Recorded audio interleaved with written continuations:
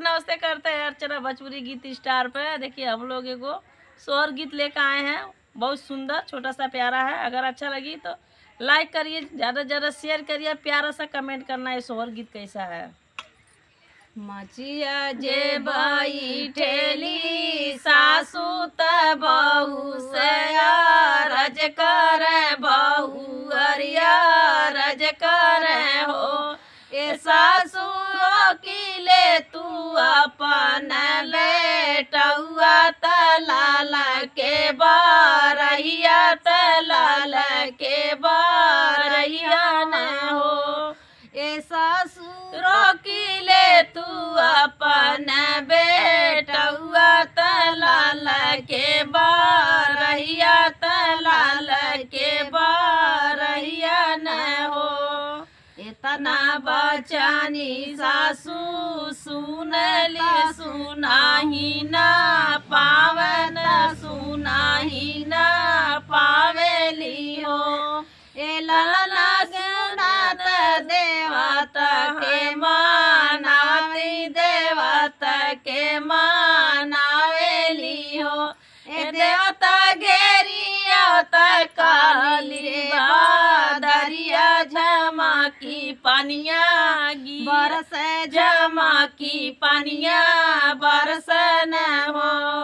ए लाला घेरिया त काली दरिया झमा की पानिया बरस झमा की पानिया बरस लौटा हो नाही जैत पैता हो नाही विदेश जैत हो।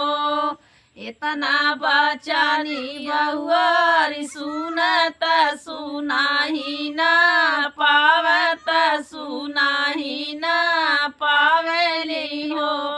ए बहुआर के तानो जमा की दवा बरस जमा की दवा बरसन हो नाही मान पूता हो नाही मान विदेश चली जान विदेश चली जान न हो।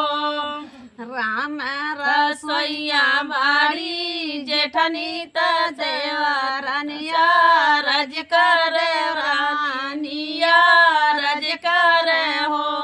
ए जेठनी रोकिले तू अपन देवरवा त लाल के बारहिया त लाल के बारहिया न हो।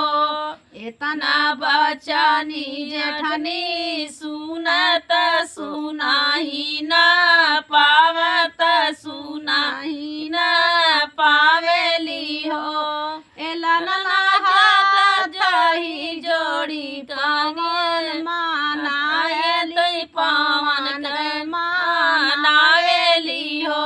ए पवन ले अवतायानिया तू फनवा द पेड़ ढही जैत त पेड़ ढही जैत देवर नाही जैत देवर नाही जैत न हो। इतना बचानी देवरानी सुनत सुनाही न पावली हो नाही न पावेली हो। ए देवरानी के तानो देवरानी के तानो हिया तू फनवा देवर नाही मान देवर नाही मान विदेश चली जान विदेश चली जान नहीं हो।